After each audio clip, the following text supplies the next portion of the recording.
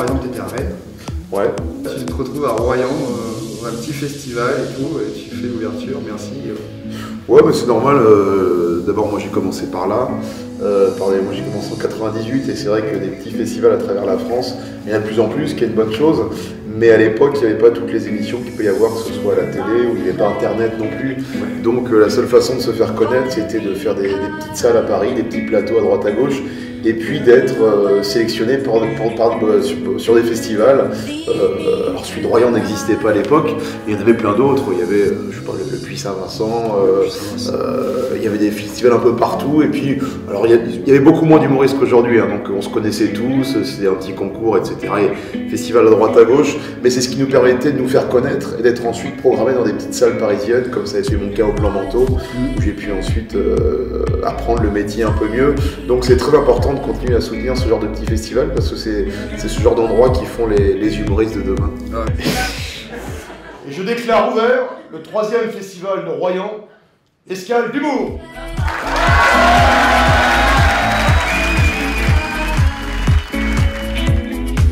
Alors ça te fait quoi de jouer dans une salle de 2000 places comme hier soir et puis là te retrouver dans une salle de 350?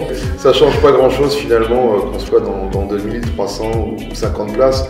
L'essentiel c'est l'ambiance qui règne dans la salle et on y est pour beaucoup puisque notre métier c'est de la mettre forcément. Mais au-delà de ça, et puis autre chose. Tu vas tacler comme ça? Bon, ça fait partie de mes spectacles de toute façon, mais c'est vrai que quand vous êtes face à, comme hier, à 2500 personnes, c'est quand même, alors c'est toujours jouissif, c'est toujours bandant, il y a une ambiance de feu, les retours d'un point de vue, je dirais, très égocentrique, c'est toujours super agréable d'avoir 2000 personnes qui se lèvent à la fin, etc.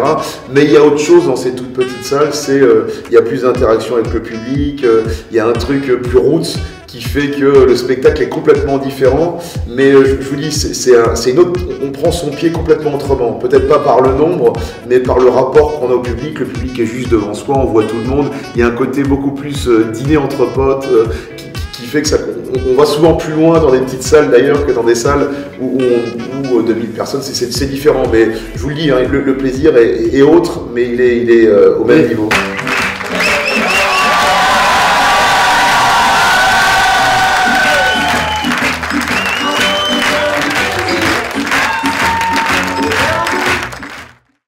Un humoriste que je ne m'attendais pas à le voir ici, c'est carrément le président de la République, quoi. Monsieur le Président, merci d'être venu ce soir à Escale d'humour. Bonsoir, merci de votre accueil, mais je n'ai pas aimé la première partie de Mathieu Chalk. Il dit que à chaque fois je m'arrête au milieu des phrases quand je parle, alors que ce n'est pas vrai. D'ailleurs, j'imagine avec Carla, avant de faire l'amour. Bon bah vas-y, écoute, hein. Commence toute seule. Bah, commence toute seule, j'arrive. Ça c'est... Hein. La croissance. Non, pas de récession. Bon, t'imagines aussi Chirac, le Chirac d'aujourd'hui à ce moment-là, avec Bernadette. Je sais bien, moi, hein. Je sais même plus pourquoi je suis bien. Mais je pense que le pire de tous à imaginer, ça serait quand même Le Pen. Hein? Oui, putain, je prends, hein? Le voile! Voilà! C'est ce qui l'excite. Je suis désolé.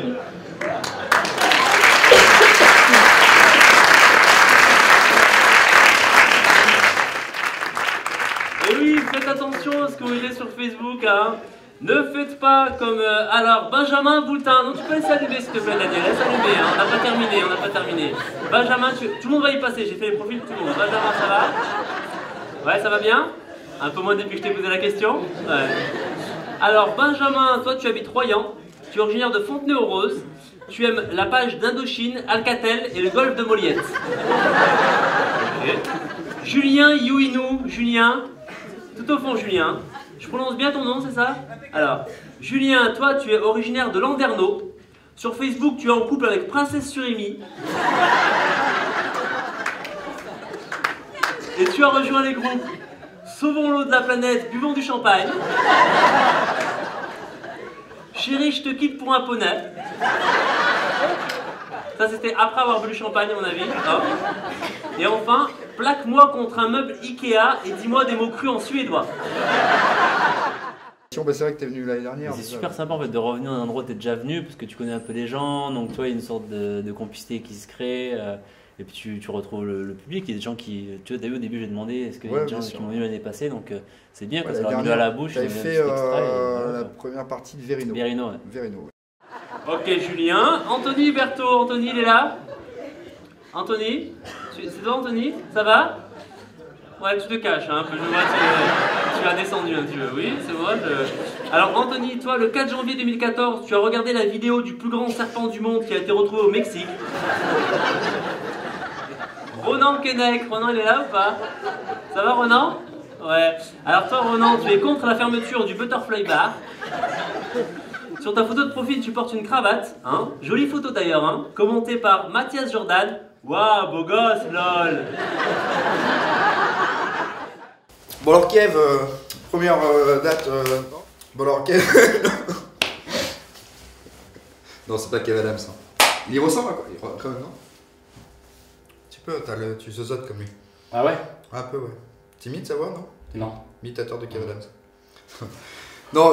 C'est ouais, par le biais de tempêtes humoristiques. Ouais. C'est Ronan qui m'a invité à sa soirée et j'ai fait un duo avec Paul Minero et c'était très sympa, très sympa. D'accord. Ça m'a donné Petit message pour Paul. Je crois qu'il joue bientôt. Non, je m'en fous un peu en fait. Avec vous ce soir. Pour ceux qui me connaissent pas, c'est-à-dire toute la salle, je me présente, je m'appelle Flo, j'ai 21 ans, j'ai fêté mon anniversaire en mai. Et ce qui m'a le plus marqué à mon anniversaire, c'est tous les messages que j'ai reçus par SMS, par Facebook. Et le message qui est revenu le plus souvent, c'est joyeux anniversaire, profite de ta journée. Aujourd'hui, c'est ta journée. Mais ça veut dire quoi concrètement?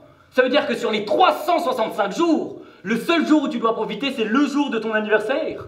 En fait, l'anniversaire, c'est un prétexte. Tu fais ce que tu veux, ok. Du coup, j'ai créé Pédale à un cycliste. Et dès qu'il a voulu me casser la figure, j'ai fait « Oh, bah t'as pas de chance, mon pote. Aujourd'hui, c'est mon anniversaire. » J'ai dansé un poil dans la rue en faisant l'hélicoptère avec ma caquette. Wouh! C'est mon anniversaire, je fais ce que je veux. Wouh! En haut, en bas, à gauche, à droite. Wouh! Et là, je vous jure, il y a une mamie qui m'a regardé pendant 30 secondes comme ça.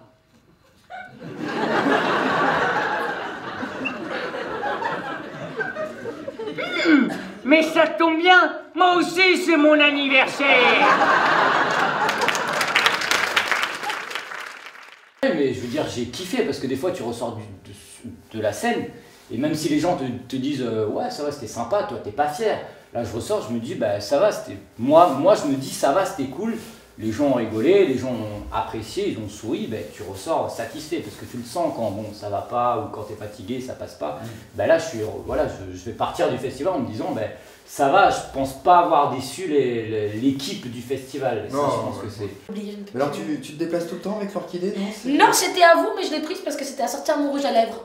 Ah oui, c'est vrai. Voilà, moi je vais le reposer. Elles sont très jolies vos fleurs, c'est pour tous les artistes ou... Non. Fabrice Eboué, il a eu les mêmes ou comment ça se passe? Il a eu les mêmes. Mais il est pas reparti avec. Non, il est pas reparti. C'était pour moi en fait, c'était voilà, un cadeau. C'est ça. Ça y est, t'es ambiancé. Tu m'as tellement kiffé sur YouTube, t'as cru que ça venait de YouPorn. Tellement tu m'as pris pour la Beyoncé française. Bah ouais, normal, il y a moyen de confondre. Hein. Bah déjà, je crois que c'est clair. Je crois que t'as vu. J'ai vu que t'avais vu. Arrête de mater! Tu peux mater. Et puis comme Beyoncé, mon producteur, c'est Jay-Z. Gérard Zitoun. Il m'a dit que j'étais trop bonne et qu'il allait me faire tourner, ouais. T'as vu les mecs qui veulent dans le rap aujourd'hui, c'est une meuf féminine qu'à la classe. Mon premier titre était tu touches mes seins, je te brise les reins. Tu vois, ça met en avant à la fois le côté joli et féminin et en même temps le côté je te défonce si tu me démontes. En plus, en ce moment, je suis célibataire. T'inquiète, tu kiffes. Mon dernier cumé, il a tellement eu robe de moi, il m'a pas largué. Il a fugué. C'est pour ça que j'ai créé un groupe, les meufs sont célibataires, les chums sont célibataires. Je m'en fous après direct chanter avec Charles Xavier, Gilles PD. Bah ouais, le PD parce qu'il me disait toujours écoute Peggy, il faudrait que l'on parle, je m'interroge sur notre relation. Je lui dis arrête de m'embrouiller la face avec tes phrases de ministre. Y a pas de complément d'objet direct avec moi. La vie de ma mère, je me fais coup de tête balayette, j'étais trop en souffrance. Donc alors, t'as l'habitude de faire des festivals comme ça ou... Oui. Et c'est ça que j'aime bien, parce que c'est bien de jouer à Paris, mais c'est beaucoup mieux de jouer ailleurs qu'à Paris. D'ailleurs, je dis c'est bien, mais non, parce qu'on dit qu'il faut avoir la vitrine, il faut jouer à Paris, et c'est vrai que faut jouer partout. Mais au-delà de il faut, le vrai plaisir, il se situe quand on prend le TGV, qu'on sort, et qu'on joue dans des salles comme ça, remplies, où le public... c'est la première fois ici à Royan, qu'au début, je ne vais pas dévoiler mon spectacle, mais au début, quand j'arrive, j'ai un échange avec une voix off et que je dis oui, oui, je suis bien un baroque, et que là, le public applaudit. Je n'ai jamais eu ça. Donc là, le public de Royan, déjà super bienveillant. Et ça fait plaisir. Vas-y, DJ, balance le son. Mon titre, remets, parce qu'on n'était pas synchro. Vas-y, DJ. Non, attends-moi. 1, 2, 3. Vas-y DJ, balance le son.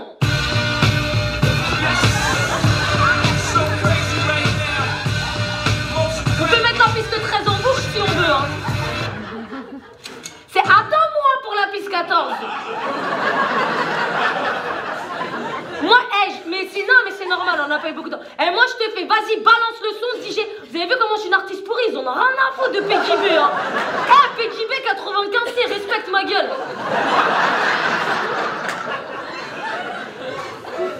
S'en fout. Vas-y, DJ, balance le son. Wesh, mon titre.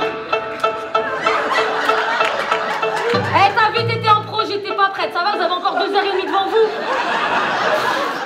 L'idée qu'ils ont choisi dans ma loge est assortie à mon rouge à lèvres. Je pense que Yannick s'est un peu renseigné sur mes goûts avant, et il a trouvé la bonne... Bon, j'étais en fait voir sur Facebook. Il a vu c'était quoi ma couleur et tout. Et bien joué Yannick. Oh, extraordinaire, vraiment super fille. Adoré. C'était super. Ouais, c'était très bien. Trop bien. C'est super. Excellente, vraiment inoubliable. Je pense qu'elle fera une super carrière. C'était trop génial. On voit qu'en Royan est au port de Paris, on a des artistes à la hauteur. Extraordinaire. Ouais, super, c'était super sympa. Oh, c'était génial. Vraiment formidable, vraiment. Très bien. Elle est très bien.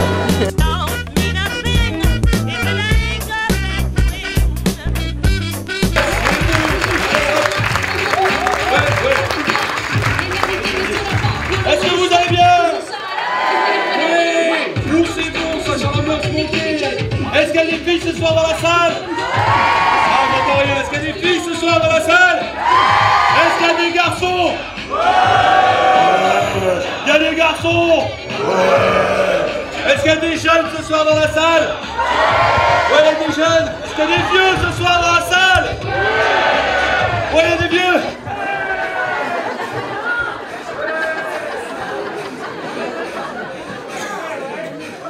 Bienvenue au club.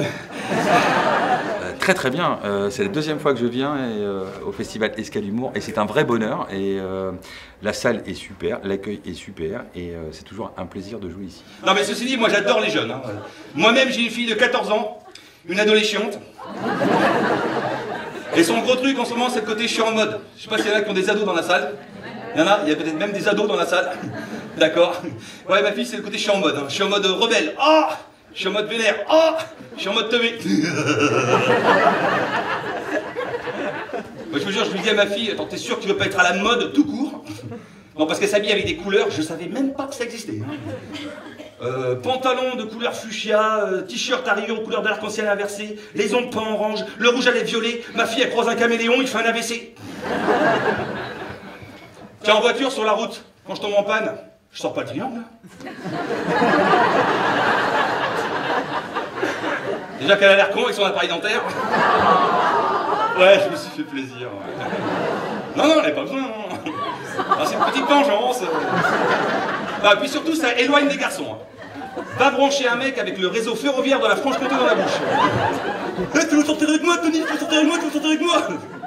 Ah, mais c'est aussi ça ton rôle de père. Faire en sorte que ta fille reste vierge jusqu'au brevet des collèges.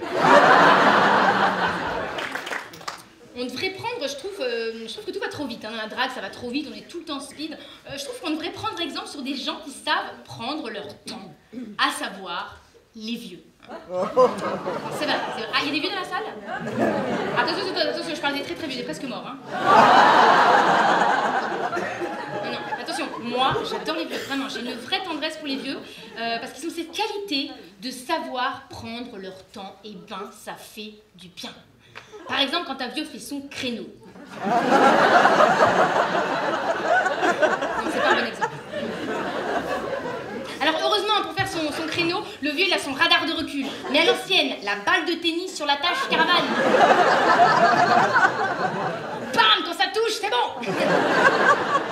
Non mais le vieux il a pas la même logique que toi sur la route. Hein. Par exemple, il y a Patricia là-dessus. Toi t'arrives à un feu vert, tu fais quoi avec ta voiture? Bah tu passes, logique. Bah, le vieux, lui, non, il ralentit. Au cas où le feu passe à l'orange. Et le feu passe à l'orange. Et bam, il pile et paf, tu tapes la tâche caravane. Bah, après, le feu repasse au vert. Et bah le vieux, lui, il repart pas tout de suite. Non. Il décide de laisser passer une petite vieille avec son chien. Pas parce qu'il est gentil, hein. Parce qu'il la trouve bonne.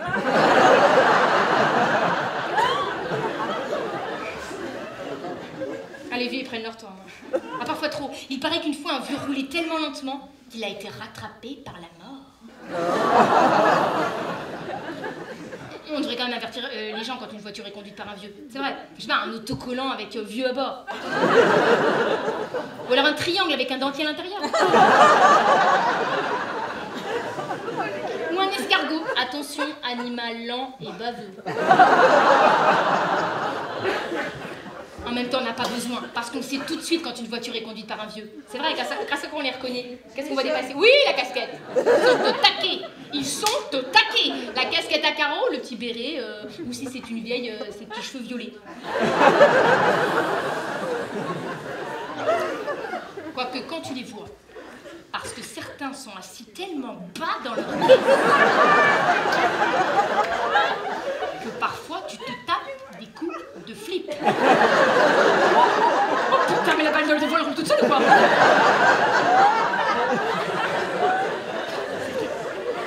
Alors, question, comment ils voient la route? Ah, mais pas aujourd'hui! En avion! Alors, il la voit pas. Ah, et c'est aussi les rois du suspense sur la route. Par exemple, quand ils mettent leur clignotant 3 km à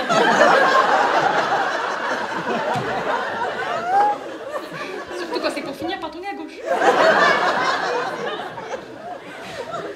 C'était super. Enfin, j'ai adoré, ouais, c'était génial. En plus, je suis d'ici, donc du coup, il y a de la famille, tout ça en plus, donc c'était marrant. On travaille depuis 3-4 mois à fond pour faire un gros succès. Et je pense qu'on n'est pas loin, ça va être un très gros succès. Vous avez de la chance, les Royanais, parce que là, en fait, c'est va être une star dans 2 ans, donc il faut le savoir, Vanessa. Donc. Eh ben écoute, c'est l'Olympia. Non mais... non. Bientôt. Non, merci Yannick, c'est gentil. Yannick, il est médium. Et, un imbécile qui est en train de faire des conneries derrière. Alors dis-nous la suite. Il était avec moi. Bah oui, mais bien sûr. Petit con. Et on parle de Tony, je pense. What I do, da da do, da da do.